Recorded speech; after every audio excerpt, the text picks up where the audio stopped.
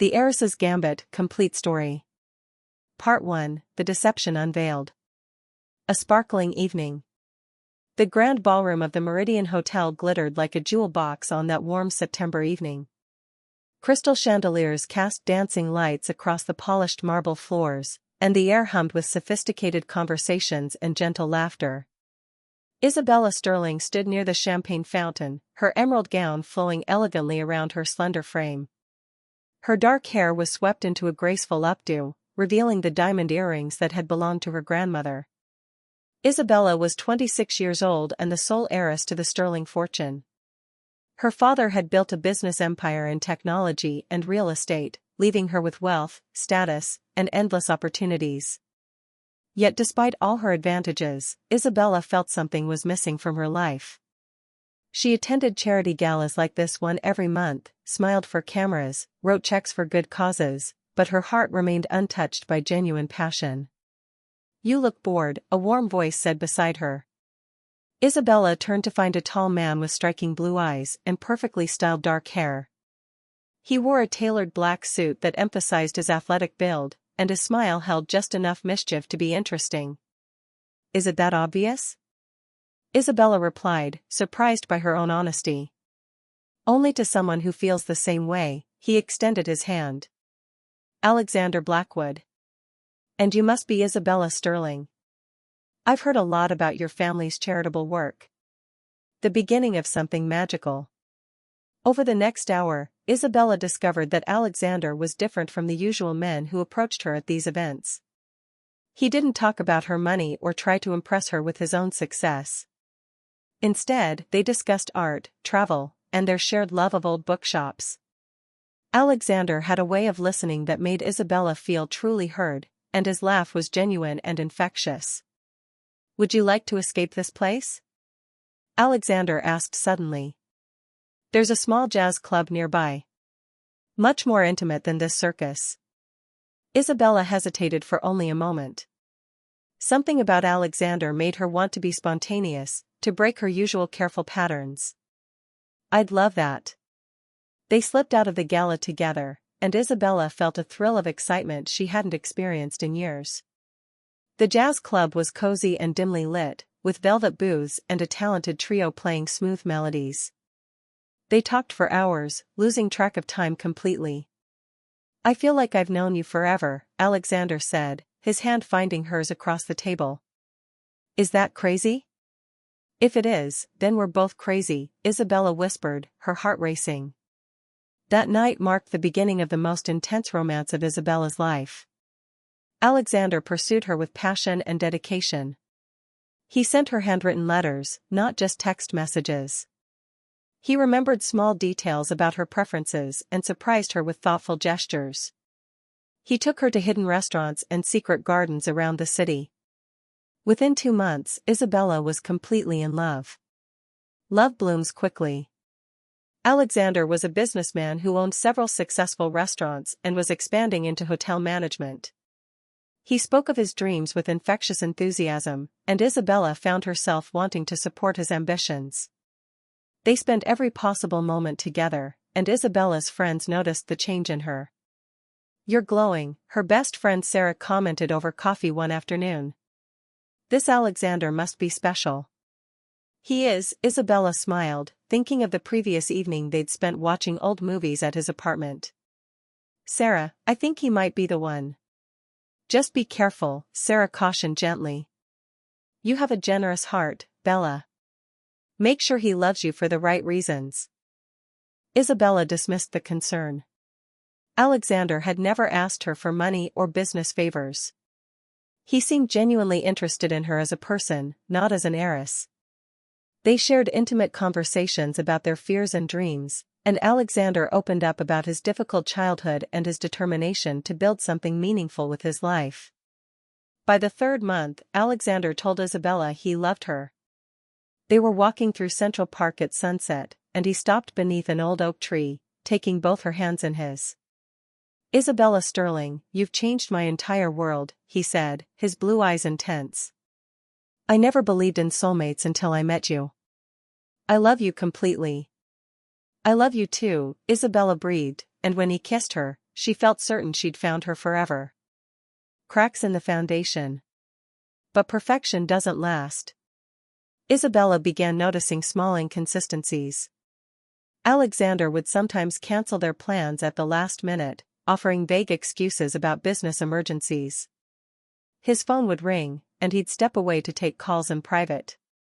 Once, Isabella saw a woman's name flash on his screen, Victoria, but when she asked about it, Alexander dismissed it as a business contact. "You're not the jealous type, are you?" he teased, kissing her forehead. "I love that about you." Isabella pushed down her doubts. She trusted Alexander. Love meant trust, didn't it? Then came the evening that shattered everything. Isabella had planned to surprise Alexander at his downtown office. She'd had a difficult day dealing with some family business matters, and she just wanted to see him, to feel his arms around her. She arrived at his building around 7 in the evening, carrying takeout from his favorite Thai restaurant. The security guard knew her and waved her through. Isabella took the elevator to the 15th floor, where Alexander's company occupied a suite of modern offices. As she walked down the quiet corridor toward his office, she heard voices coming from the conference room. The door was slightly open, and she recognized Alexander's voice immediately. The devastating truth. "Come on, Alex, we all know why you're really with Isabella Sterling," a male voice said with a laugh. "Her family's connections could open every door in this city for you." Isabella froze, her hand clutching the takeout bag. "It's not like that," Alexander's voice replied, but he sounded defensive rather than offended. "Really?" This was a woman's voice, smooth and confident. "Then why haven't you told her about us? About our engagement?" Isabella's blood turned to ice. "Victoria, keep your voice down," Alexander said urgently. "I told you, I'm handling this. Isabella's family is about to invest in the hotel project. Once that's secured, I'll find a way to end things with her gently." "You'd better," Victoria replied coldly. "Our families have had this arrangement for years, Alexander. You can have your little fling, but we're getting married in 6 months as planned. My father has already sent the invitations to the printer." I know, Alexander sighed. "Isabella's sweet, and I do care about her, but this is business. Our marriage will merge 2 of the most powerful families in the hospitality industry. I can't throw that away for romance." "Sweet?" the other man laughed. "She's a naive rich girl who's completely fallen for your act. This is almost too easy." They all laughed, and the sound cut through Isabella like broken glass. A heart turns to stone. Isabella stood in that corridor for what felt like an eternity but was probably only seconds. The takeout bag slipped from her numb fingers and hit the floor with a soft thud. Inside the conference room, the conversation stopped abruptly. But Isabella didn't wait to be discovered. She turned and walked quickly back to the elevator, her high heels clicking against the polished floor. She pressed the button repeatedly, desperate to escape before Alexander could find her. The elevator doors finally opened, and she stepped inside, her reflection in the mirrored walls showing a pale face with wide, shocked eyes. As the doors began to close, she saw Alexander burst into the corridor, his face alarmed. "Isabella!" But the doors shut, and the elevator descended, carrying her away from the man she'd loved and the future she'd imagined. Isabella made it to her car before the tears came. She sat in the parking garage, gripping the steering wheel, her whole body shaking with sobs. The pain was physical, a crushing weight on her chest that made it hard to breathe. Every sweet moment they'd shared now felt poisoned, every loving word a calculated lie. He'd never loved her. He'd been using her all along, playing a role to gain access to her family's wealth and connections. And Victoria, whoever she was his real fiancée. Their entire relationship had been a con, and Isabella had been the willing fool. The birth of resolution. After the tears stopped, something else took their place. A cold, focused anger that Isabella had never felt before. She'd always been kind, trusting, generous with her heart. And Alexander Blackwood had taken advantage of that kindness, had laughed about her naivety with his friends and his secret fiancé. Isabella started her car and drove home slowly, her mind already working. She wasn't going to confront Alexander with tears and accusations. She wasn't going to let him explain or apologize or try to manipulate her further. She was going to do something far more effective. She was going to make him regret ever deceiving her. That night, Isabella sat in her penthouse apartment, staring out at the city lights. Her phone buzzed constantly with messages from Alexander, each one more desperate than the last. "Where did you go? I waited for you. Isabella, please call me. I'm worried. Did something happen? Talk to me, please." She ignored them all. Instead, she opened her laptop and began researching. Alexander Blackwood. Victoria Ashford. The Ashford family's hospitality empire. The rumored merger between Blackwood Restaurants and Ashford Hotels. The more she read, the clearer the picture became. Alexander's business was successful but not spectacular. The Ashford family, however, controlled a chain of luxury hotels across the country. A marriage between Alexander and Victoria would elevate him to an entirely different level of power and wealth. And Isabella's family connections were the key to financing his expansion plans before the wedding. He'd wanted to use her and then discard her. But Isabella Sterling wasn't going to let that happen. By dawn, she had the outline of a plan. It would take time, patience, and careful execution. She would need to transform herself, to become someone Alexander wouldn't recognize. She would need allies and information. Most of all, she would need to be ruthless. Isabella watched the sunrise paint the sky in shades of pink and gold, and she felt something settle inside her. The heartbroken girl from last night was gone. In her place was a woman with a mission. Alexander Blackwood had awakened something in her, not love, as she'd believed, but strength. He would learn that deceiving Isabella Sterling was the biggest mistake of his life. She picked up her phone and sent one final message to Alexander: "We need to talk. Coffee tomorrow at Russo's, 10 a.m. Then she turned off her phone and began preparing for war. Part 2, The Careful Revenge. A new Isabella emerges. 3 weeks after discovering Alexander's betrayal, Isabella walked into Russo's coffee house looking like a different woman. She'd cut her long dark hair into a sleek shoulder-length style with subtle copper highlights. Her wardrobe had shifted from classic elegance to modern sophistication. Today she wore a tailored black pantsuit with a crimson blouse that commanded attention. But the biggest change was in her eyes. Where there had been warmth and trust, there was now cool calculation. Alexander was already seated at a corner table, looking anxious and disheveled. He stood quickly when he saw her, relief flooding his handsome face. "Isabella, thank God. I've been so worried. You haven't returned my calls, and I thought." "Sit down, Alexander," Isabella said calmly, sliding into the chair across from him. He obeyed, his eyes searching her face. "What's going on? You've been avoiding me for weeks. Did I do something wrong?" Isabella had to admire his acting skills. The concerned boyfriend performance was flawless.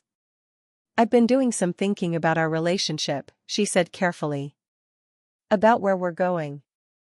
"I've been thinking the same thing." Alexander reached across the table for her hand, but she pulled back subtly. His expression flickered with confusion. "Isabella, I know I've been busy with work lately, but that's because I'm trying to build something solid for our future." "Our future," Isabella repeated, her voice neutral. "Tell me about this future you're planning." "I want us to be together," Alexander said earnestly. "I know it's only been a few months, but I've never felt this way about anyone. You're special, Bella." The nickname made her stomach turn, but she kept her face pleasant. "That's sweet. But I think we should slow down a bit. Focus on our own lives and careers for now." Alexander's jaw tightened almost imperceptibly. "Slow down? I don't understand. 3 weeks ago, you were talking about meeting my family." "People change their minds," Isabella said lightly. I have a lot on my plate right now with the Sterling Foundation. I need to focus on that. She could see the panic creeping into his eyes. His plan was unraveling. Without her emotional investment, without her introducing him to her father's business associates, his scheme lost its power. Is there someone else? He asked, his voice dropping. Isabella smiled coldly. Would it matter if there was? Strategic moves begin. Over the next month, Isabella executed the first phase of her plan with surgical precision. She'd hired a private investigator who'd provided her with extensive information about Alexander's business dealings and his relationship with Victoria Ashford. Armed with knowledge, Isabella began making her moves. First, she started attending the same business events and social functions that Alexander frequented, but she made sure she was never alone. She was always accompanied by successful, attractive men, sometimes legitimate dates, sometimes just friends doing her a favor. Each time Alexander saw her, she was laughing, engaged, seemingly unbothered by their break. At a technology conference where Alexander was networking for his hotel expansion, Isabella arrived with Marcus Hawthorne, the CEO of Hawthorne Hospitality Group, Alexander's biggest competitor in the luxury hotel market. Marcus was 40 years old, silver-haired, sophisticated, and genuinely kind.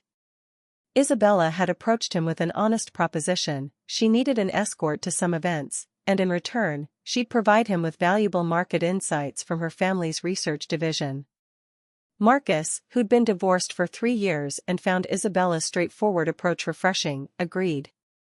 You know, Marcus said as they entered the conference hall, I get the feeling there's more to this arrangement than you've told me. There is, Isabella admitted. But I promise you're not being used unfairly. Everything I'm offering you is legitimate. Fair enough, Marcus smiled. And for what it's worth, whoever hurt you was an idiot. Isabella spotted Alexander across the room, and their eyes met.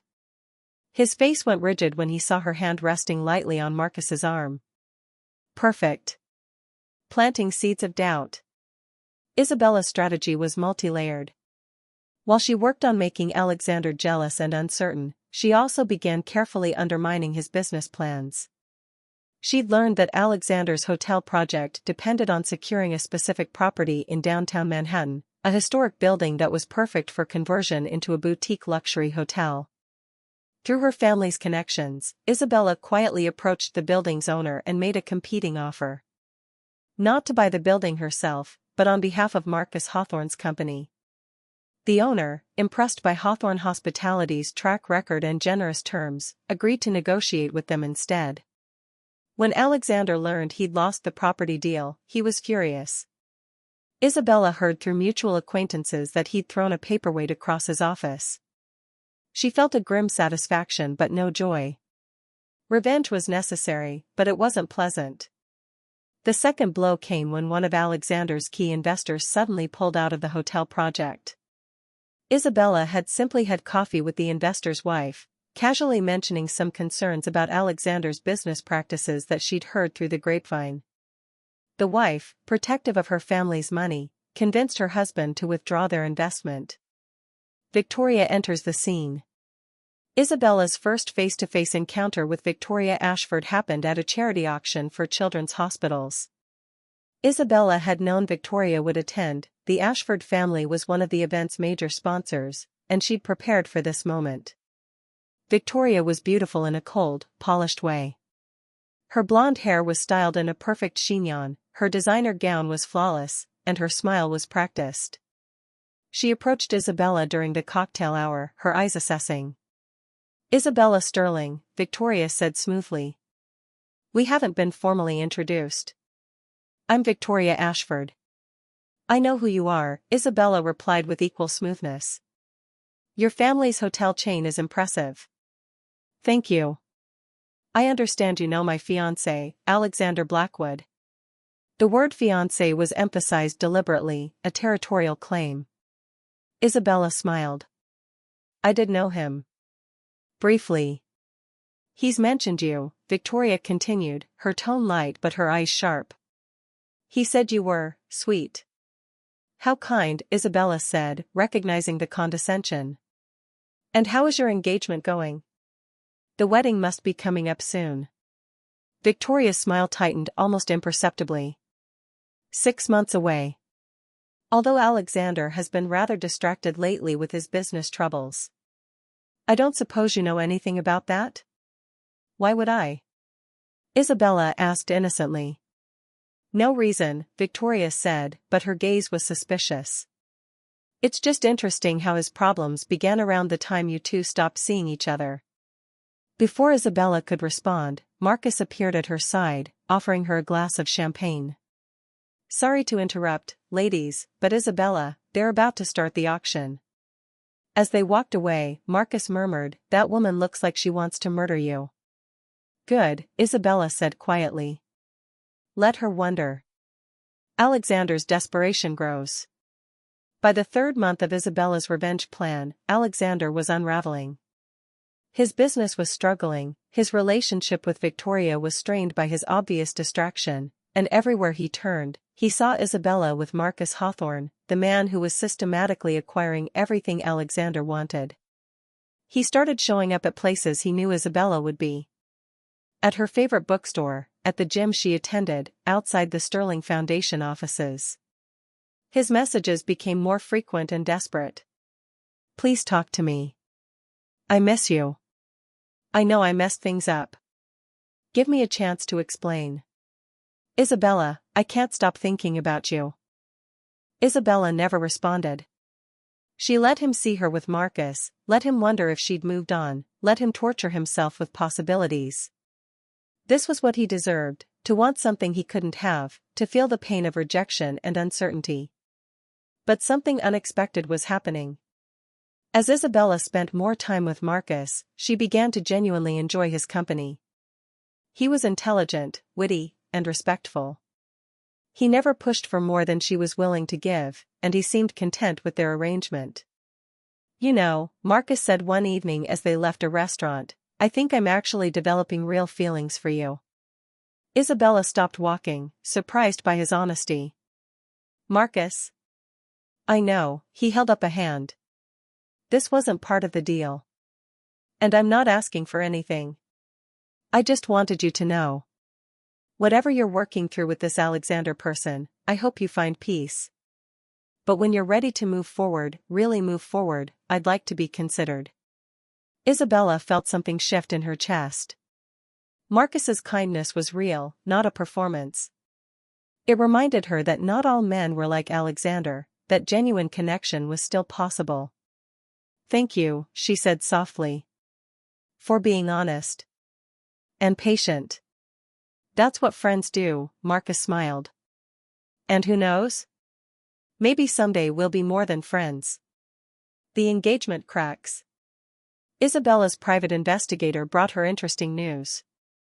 Alexander and Victoria had been fighting publicly at a restaurant. Victoria had thrown her engagement ring at him and stormed out. The engagement wasn't broken, but it was definitely damaged. The investigator also provided photographs of Alexander sitting in his car outside Isabella's building late at night, just watching her windows. He was obsessed, desperate, and losing control of everything he'd worked for. Isabella studied the photographs, feeling a complex mixture of satisfaction and something else. Was it pity? No, she decided. Alexander had made his choices. He'd tried to use her, to break her heart for his own gain. He deserved everything that was happening to him. But then Sarah, her best friend, challenged her perspective. Bella, I know he hurt you terribly, Sarah said over dinner one evening. And I'm not defending what he did. But you've been consumed by this revenge plan for months now. Is it making you happy? It's not about happiness, Isabella replied. It's about justice. Is it? Or is it about punishing yourself as much as him? You're spending all your energy on a man who doesn't deserve it. Meanwhile, you have Marcus Hawthorne, who seems like a genuinely good guy, waiting in the wings, and you can't even see it because you're so focused on revenge. Isabella wanted to argue, but Sarah's words hit uncomfortably close to home. Was she so consumed by hurting Alexander that she was hurting herself in the process? A moment of reflection. That night, Isabella stood on her balcony, looking out at the city lights. She thought about the past few months, about the person she'd become. She'd always been kind, trusting, open-hearted. Now she was calculating, suspicious, and hardened. Alexander had changed her, but not in the way he'd intended. He'd made her strong, yes, but also bitter. And bitterness was a poison that hurt the person carrying it more than anyone else. Isabella's phone buzzed with a message from Alexander. "I'm coming to your building. I need to see you. Please don't turn me away." She looked at the message for a long moment. This was a crossroads. She could continue her revenge, could destroy him completely if she wanted. She had all the tools, all the information, all the power. Or she could choose a different path. Before she could decide, her doorbell rang. The concierge's voice came through the intercom. "Miss Sterling, there's an Alexander Blackwood here to see you. He says it's urgent." "Should I send him away?" Isabella took a deep breath. "No," she said. "Send him up." It was time to end this, one way or another. Part 3, Truth and Redemption. The Confrontation. Alexander looked terrible when Isabella opened her door. His usually perfect hair was disheveled, his expensive suit was wrinkled, and his blue eyes were bloodshot with dark circles beneath them. He looked like a man who hadn't slept properly in weeks. "Isabella," he breathed, relief and desperation mixing in his voice. "Thank you for seeing me." "Come in," Isabella said coolly, stepping aside. Her penthouse apartment was elegant and modern, with floor-to-ceiling windows offering a spectacular view of the city. Alexander walked in hesitantly, as if afraid he might disturb something fragile. He'd been here many times before, during those early happy weeks of their relationship, but now he moved like a stranger in foreign territory. "Would you like something to drink?" Isabella asked, her tone polite but distant. "No, Alexander ran his hand through his hair, a gesture of frustration she remembered well. "Isabella, I need to talk to you about everything." "About us?" "There is no us," Isabella said simply, settling into an armchair and gesturing for him to sit on the sofa across from her. "There never really was there?" Alexander flinched. "That's not true. What we had was real. What I felt, what I feel, for you is real."